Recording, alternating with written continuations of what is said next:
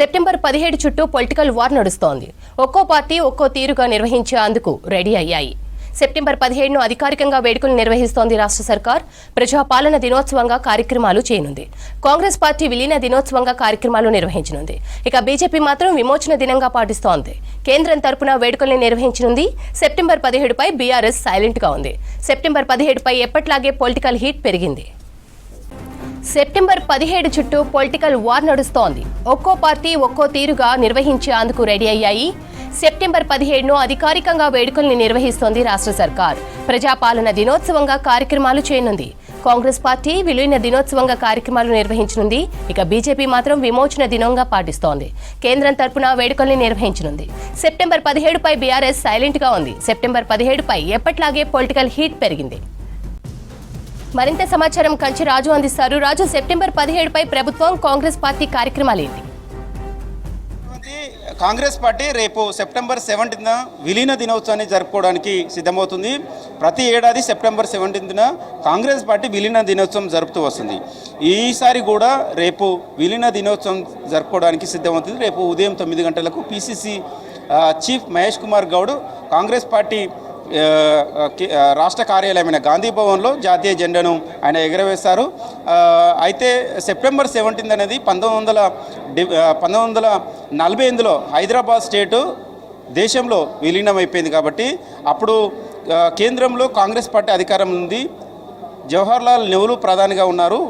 సర్దార్ వల్లభాయ్ పటేల్ కేంద్ర హోంశాఖ మంత్రిగా ఉన్నారు. అప్పుడు హైదరాబాద్ స్టేటు నవాబు నిజాంల పాలనలో ఉంది. అప్పుడు తెలంగాణ ప్రాంత ప్రజలు, హైదరాబాద్ స్టేట్ ప్రజలు చాలా సఫర్ అయ్యారు. సో ఆ నేపథ్యంలో ఆపరేషన్ పోలో నిర్వహించి సర్దార్ వల్లభాయ్ పటేల్ తెలంగాణ అంటే అప్పుడు హైదరాబాద్ స్టేట్గా ఉన్న ఆ ప్రాంతాన్ని భారతదేశంలో విలీనం చేశారు. అప్పటి నుంచి వెళ్ళి కాంగ్రెస్ పార్టీ, జాతీయ కాంగ్రెస్ పార్టీ సెప్టెంబర్ 17ను విలీన దినోత్సవంగా జరుపుతూ వస్తుంది.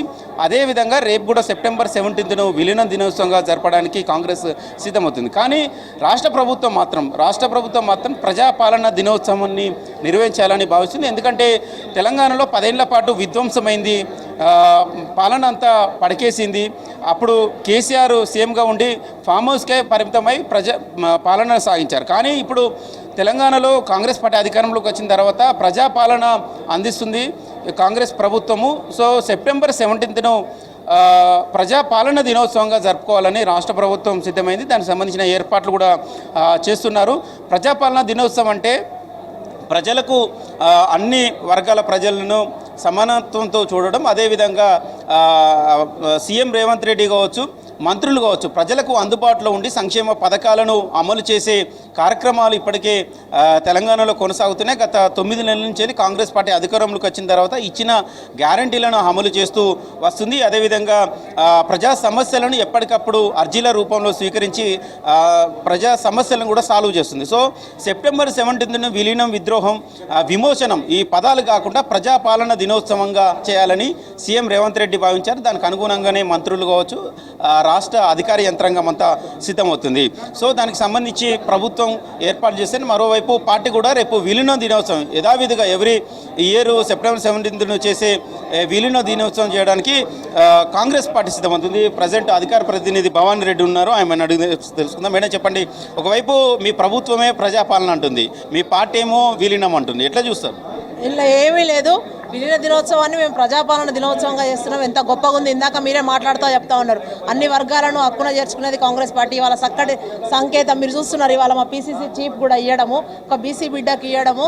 సో అదంతా కూడా ప్రజాపాలన నడుస్తుందనంటే ప్రజల గురించి, ప్రజల అవసరాలను అనుగుణంగా నడుస్తుంది ప్రభుత్వం. కాబట్టి ప్రజాపాలన దినోత్సవం అంటున్నాం. ఇకపోతే మనం అనుకున్నాము ఆ రోజు నుంచి అయినా సరే సాయుధ రైతాంగ పోరాటం తర్వాత, ఆపరేషన్ పోలో తర్వాత, 1947లో మనకు 15th ఆగస్టు ఇండిపెండెన్స్ వచ్చిన తర్వాత, ఇప్పుడు మళ్ళీ 1948లో నెక్స్ట్ ఇయర్ దాదాపు 12 నెలలు, అప్పుడు సెప్టెంబర్ 17కి మన సంస్థానం విలీనమైనప్పుడు విలీన దినోత్సవమే అనుకున్నాం.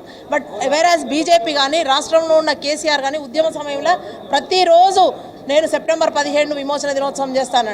అరే నీ స్టాండ్ ఏందో చెప్పమని 10 ఏళ్ళు అడిగి విసిగిపోయినాం. ఏనాడు కూడా వాళ్ళు చేయలేదు, బీజేపీ వాళ్ళు కూడా ఏ రోజు చేసిన పాపాన పోలేదు. బట్ ఆ రోజు నుంచి అయినా కాంగ్రెస్ పార్టీ అక్కడ దేశానికి స్వతంత్రం తీసుకొచ్చింది, ఇక్కడ మన హైదరాబాద్ కూడా విముక్తి కల్పించింది. సో మేము డెఫినెట్గా విమోచన దినాన్ని విలీన దినాన్ని చేస్తాము.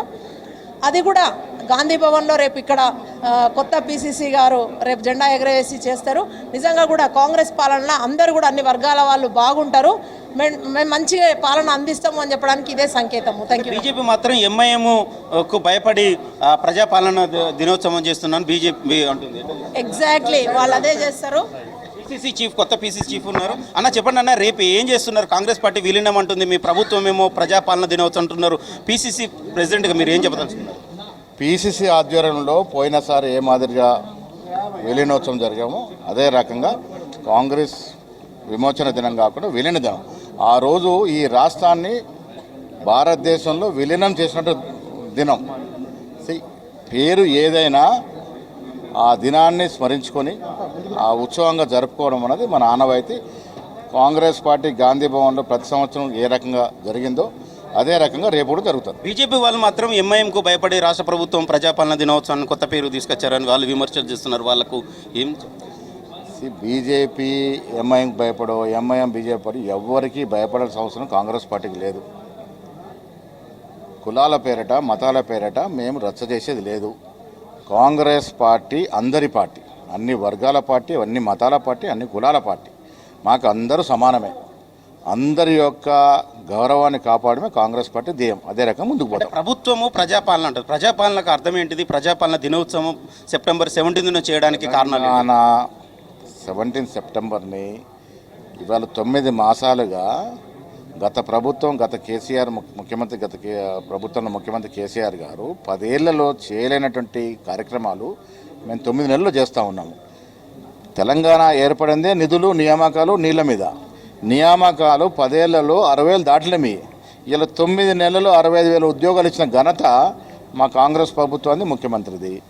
మరి మీరు ఇవాళ తెలంగాణ గురించి మాట్లాడడం విడ్డూరంగా ఉంది. తెలంగాణ ప్రజలు మీ పాలన సాలని మీకు ఇంట్లో కూర్చోబెట్టినారు. రేపు వచ్చే రోజుల్లో కూడా వచ్చే ఏ ఎన్నికైనా బీఆర్ఎస్ పార్టీ ప్రభావం ఈ రాష్ట్రంలో ఉంటుందని నేను అనుకోవట్లేదు. సో ఇవాళ రేపు జరపతెట్టబెట్టినట్టు 17 సెప్టెంబర్ ఉత్సవాన్ని అందరూ కూడా ప్రశాంతంగా జరుపుకోవడం మా ఉద్దేశం. మీరు ఏం చేస్తారు సార్? గాంధీ భవన్లో ఏ కార్యక్రమాలు ఉంటాయి రేపు? ప్రతి సంవత్సరం మాదిరిగానే జెండా ఆవిష్కరణ ఉంటుంది, పెద్దల్ని సన్మానించుకోవడం ఉంటుంది. ఆనాడు తెలంగాణ కోసం పాటుపడినటువంటి కుటుంబాల యొక్క పిల్లలు అని ఉంటే వారిని పిలిచి సత్కరించుకోవడం ఉంటుంది. ఓకే, ఇది మొత్తానికైతే సెప్టెంబర్ 17 రోజైతే రేపు కాంగ్రెస్ పార్టీ ఆధ్వర్యంలో గాంధీ భవన్లో విలీన దినోత్సవం చేస్తామని పీసీసీ చీఫ్ మహేష్ కుమార్ గౌడ్ చెప్తున్నారు. అదేవిధంగా రాష్ట్ర ప్రభుత్వం ప్రజాపాలన దినోత్సవం జరుపుకోవడానికి రాష్ట్ర ప్రభుత్వం సిద్ధమవుతుంది. ఎందుకంటే కేసీఆర్ హయాంలో 10 ఏళ్ల కాలంలో తెలంగాణ ప్రాంతం విధ్వంసమైంది, అభివృద్ధి ఏం జరగలేదు.